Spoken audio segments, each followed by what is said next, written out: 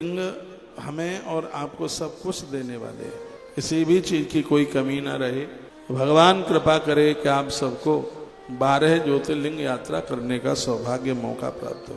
इन 12 ज्योतिर्लिंगों के नाम 2 बार ग्रंथ में आए। सौराष्ट्रे सोमनाथम च श्री शैले मल्लिकार्जुनम, उज्जैन्याम महाकाल ओंकारे परमेश्वरम, केदारम हिमवत पृष्ठे डाकिन्याम भीम शंकरे। आप लोग भोजन करें भोजन, पीछे चल रहा है भोजन ले लो फिर बैठ जाना आगे। केदारम हिमवत पृष्ठे डाकिन्याम भीम शंकरम, वाराणस्याम च विश्वेशम त्रमकम गौतमी तटे, वैद्यनाथम चिता भूमो, नागेशम दारुकावने, सेतु वंदे च रामेशम, घुस्मेशम च शिवालय। द्वाद शैतानि नामानि प्रातरुत्थाय पठेत, सर्व पाप विनिर्मुक्ता सर्व सिद्धि फलम लभेत। ध्यान से सुनिए। कोटि रुद्र संहिता के अध्याय नंबर 1 में श्लोक नंबर 21, 22, 23 और 24, इन 4 श्लोकों में इन ज्योतिर्लिंगों के महात्म्य का वर्णन किया है। जो प्रातः जागते हुए माइक बिल्कुल प्रातः काल उठकर इन 12 नामों का पाठ जो भी कोई करता है उसके सभी मनोरथ पूरे हो जाते हैं, उनके पाप छूट जाते हैं, वह पापों से मुक्त हो जाते हैं। इतना बड़ा महात्म्य, इतनी बड़ी महिमा, ये 12 ज्योतिर्लिंगों के सिर्फ नाम लेने की इतनी बड़ी महिमा है, तो इनके दर्शन और इनकी पूजा का तो फिर कितना बड़ा महात्म्य है। यम यम काम विपक्षी वह पटिशंत नरोत्तम, जिस जिस काम के लिए, जिस संकल्प की पूर्ति के लिए, जिस मनोरथ के लिए आप ये नाम लेंगे, वही मनोरथ, वही मनोकामना पूरी हो जाएगी। बस शर्त यह है कि शुद्ध अंतःकरण वाले लोगों के काम फटाफट बनेंगे। माता के गर्भ में निवास नहीं करना पड़ेगा, माँ के गर्भ में उनकी मृत्यु नहीं होगी। जो प्रत्येक दिन भगवान महादेव के इन 12 नामों को उच्चारण करते हैं। गर्भिणी नारी को भगवान शिव के 12 ज्योतिर्लिंगों के नाम लेने चाहिए, जिससे उसके गर्भ की रक्षा होगी। तो यह आपने 12 ज्योतिर्लिंग, ऐसे ही इनके 12 उप ज्योतिर्लिंग है, उनका भी वर्णन है। लिखा एकम च पूजितम येन षड्मासम तन निरंतरम।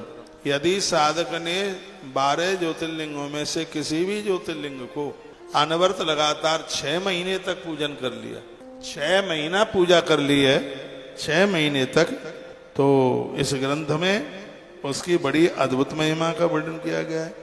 कहा गया है कि जिसने 6 मास तक एकम च पूजितम येन षड्मासम तन निरंतरम तस दुखम न जायता मात्र कुछ समुद्भवम, तो उसे जीवन में कोई दुख कष्ट नहीं होगा, माँ के गर्भ में भी उसे नहीं जाना पड़ेगा। दुनिया का ऐसा कोई भी दुख नहीं है जो माँ के गर्भ से ज्यादा हो। माँ के गर्भ में जीव बड़ा दुख उठाता है। ऐसे समझ लो किसी गटर में किसी व्यक्ति को फेंक दिया जाए और ऊपर से पत्थर रख दिया जाए, तो जैसे उसको अंदर घुटन है, बिलबिला रहा है, माँ के गर्भ में उसकी यही हालत हो जाती है। मैंने पहली बार श्रीमद् भागवत में 1994 में श्रीधाम वृंदावन में श्रीमद् भागवत जी के माध्यम से 3रे स्कंद में ये बात पढ़ी। चैत्र की नवरात्रा का समय था, मेरा अनुष्ठान था और मैं भागवत जी का स्वाध्याय कर ही रहा था। 94 मार्च की बात है। तो भगवान कपिल माता देवती को कथा सुनाते हैं। दुनिया में ऐसा कोई कष्ट नहीं है जो माँ के गर्भ की तकलीफ से ज्यादा हो। और यह पुण्य इसलिए किए जाते हैं, सत्कर्म इसलिए किए जाते हैं कि जन्म लेने और मरने के इस दुख से जीव भैया हमारी तो समझ में आ गई है बात, हमें नहीं जाना जन्म लेने मरने के लिए किसी के गर्भ में। तो आप कहोगे तो तुम तो कहते हो द्वारा भारत में जन्म हो, जन्म भारत में ही द्वारा होगा, लेकिन भगवान की कृपा से ऐसे होगा, ना तो जन्म लेने वाले को कष्ट होगा, ना जन्म देने वाली माँ को कष्ट होगा। तो भगवान महादेव की बड़ी महिमा है। आप मेरी बहुत बातें मानते हैं और ऐसा भी नहीं है कि मैं कोई अपना एक पंथ खड़ा कर रहा हूँ, ऐसा नहीं है, क्योंकि मेरी अपनी निजी तो कोई बातें हैं ही नहीं। मैं तो जो भी व्यासपीठ से बोल रहा हूँ सब सनातनी पद्धति की बातें, और मुझसे पहले के आचार्य और गुरु लोग जिन बातों को बोल के गए ये उनकी बातें हैं।